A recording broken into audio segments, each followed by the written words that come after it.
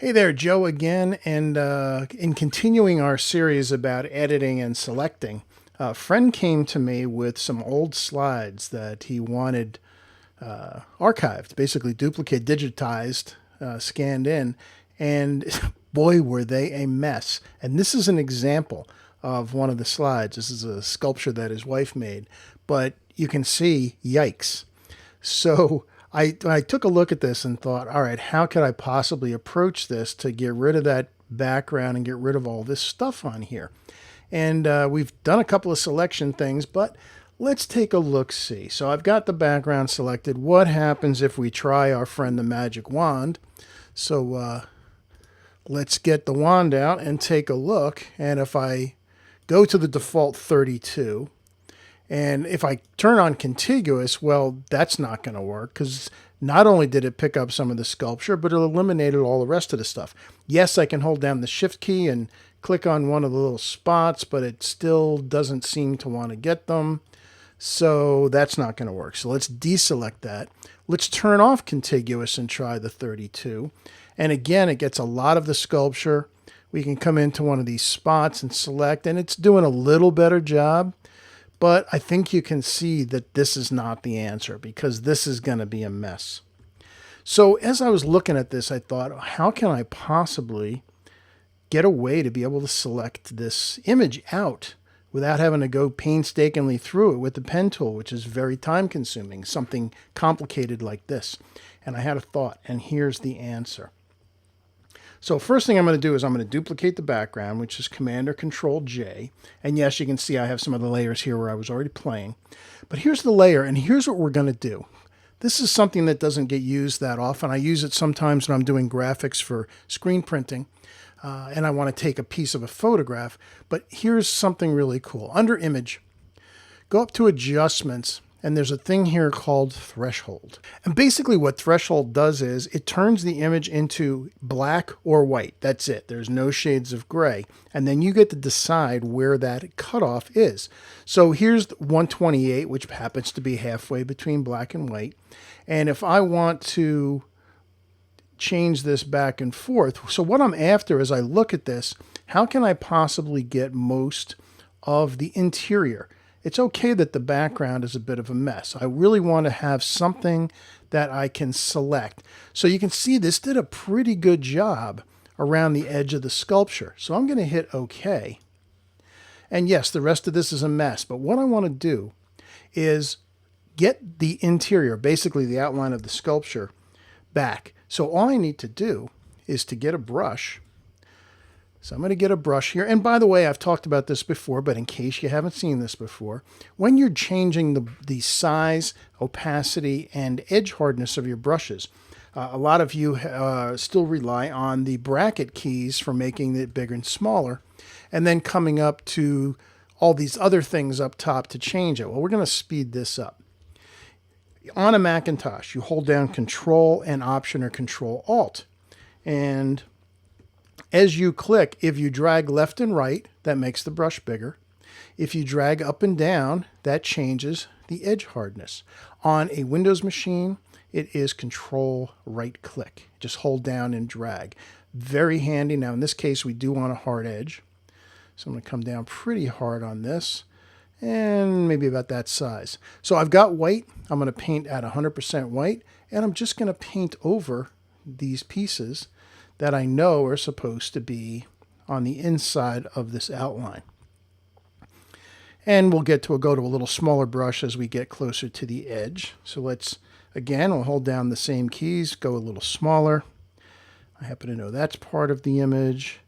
And by the way, if you're not sure when you're doing this what's part of the image or not, you can come over to the layer over here and bring the opacity down a bit so the sculpture starts to show through. So that'll give you a better idea of what should be part of the sculpture outline. And with our outline layer, our copy selected, we can still come in and paint with our brush to get this isolated. So we've got some other stuff right around here. And again, something like this surprisingly does not need to be perfect. And then we have this piece over here. And that quickly, we've pretty much gotten the entire inside of this sculpture. So that's really handy to have. So now we can put the opacity back and we see, oh, there's a little spot I missed. We see we've got the interior. So watch this. Now I can get the wand and I'm going to turn on contiguous and I'm going to set the tolerance just to like 3 and click on the middle. Since it's contiguous, it's not going to pick up any of the stuff on the outside. It's just picking up the outline. So you can see now I've got that selected. So before I do anything else, I'm going to come up to selection and I'm going to save this. And I'm going to call it outline. And hit OK. Now what does this do for us? Well, watch this. I'm going to take a copy of the background again. I always want to leave the background alone. Whoops, I have the selection. Let me deselect that for a second. I'm going to take a copy of the background. And there it is. I'm going to load that selection. So I go to Select, Load Selection. Click on here, and here's outline that we just made. Hit OK. And I should have hit Invert, actually, because we want everything but here.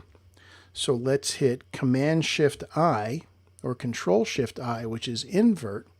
And what I can do is simply put black in the foreground and hit Option Delete. And there we go. I see I missed one little spot over here. There's one little piece here.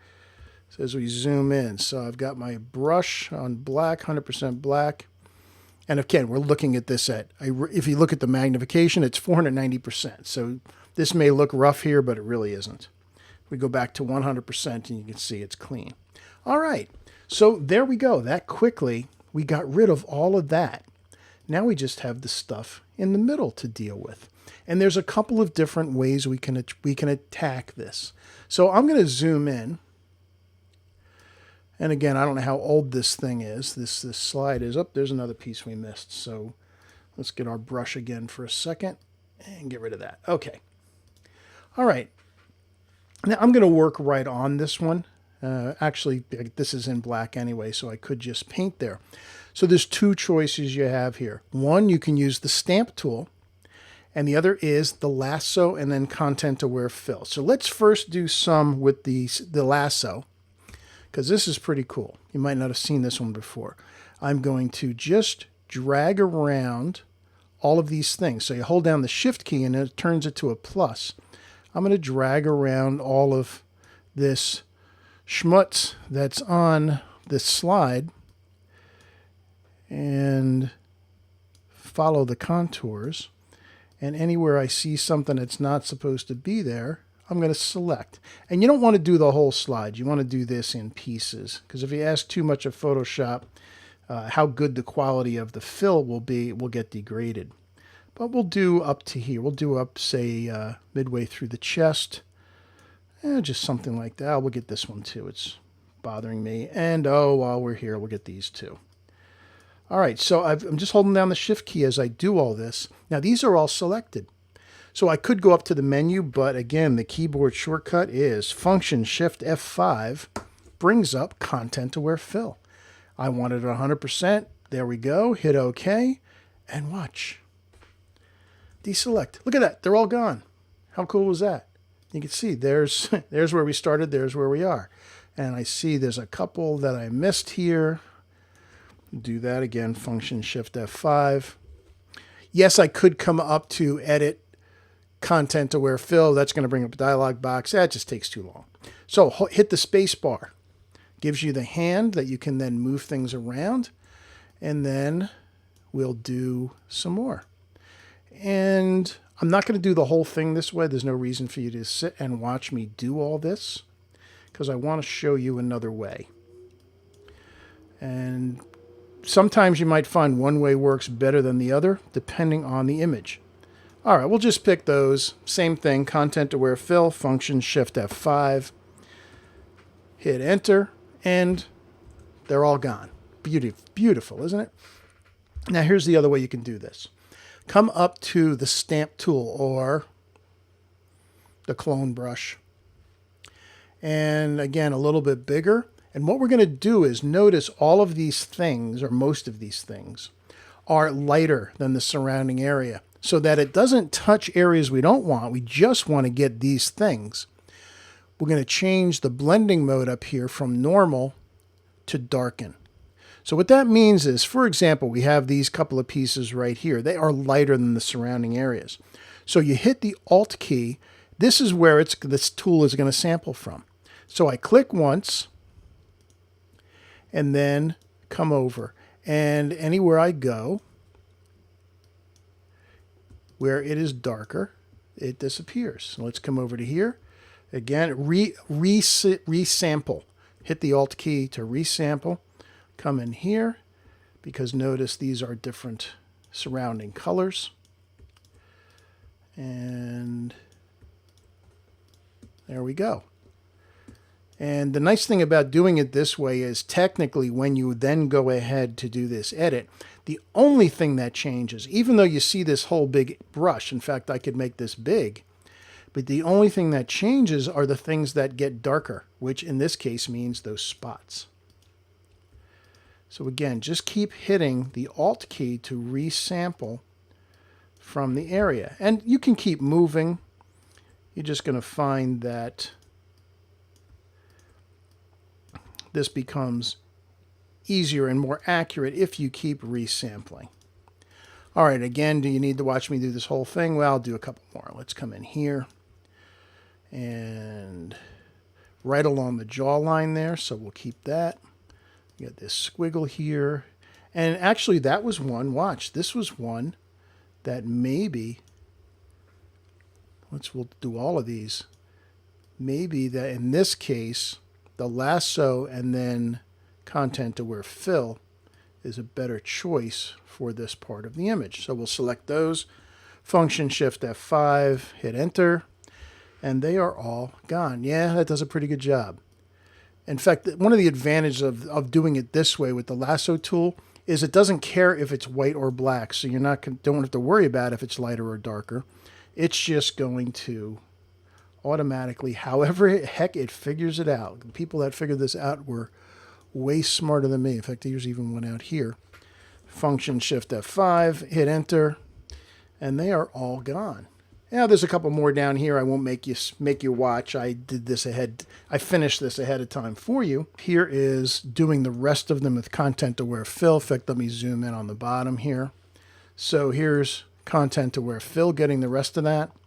And then here's doing the same thing with the stamp darken. They end up, the end result ends up being the same. It just comes down really at that point to personal preference. Which one do you like? So there we go. We started with that. And when I saw that, I thought, yikes, how am I going to possibly do this edit? But it turns out not to be terrible. Was not a great photograph. This was an old 35mm slide that obviously had been not stored well. There was stuff all over it. Just blowing it off, it wouldn't come off. It was just completely stuck to the slide. And on top of that, the image wasn't even that particularly sharp. But they wanted to document the fact that this sculpture was made because they don't know if it exists anymore. So we at least have this as a reference. So there you go. If you've never seen the threshold tool used before, it can be very handy. And you see what a great job it did in selecting that. Again, let's take a look at that. There's our threshold tool. And just by using the magic wand to select that middle, gave us all the selection we needed so that we could then make the rest of these beautiful edits. So there you go. That's this for this week. Combination of the threshold tool for making our selection and lasso with content-aware scale and the clone stamp with darken as our blending mode. Hope you saw something you can use. If you ever come across an image that looks this bad as this one did when we started, I think you will really enjoy having these tools to use. So thanks for watching. Hope you enjoyed it, and I'll see you online again soon. Bye-bye.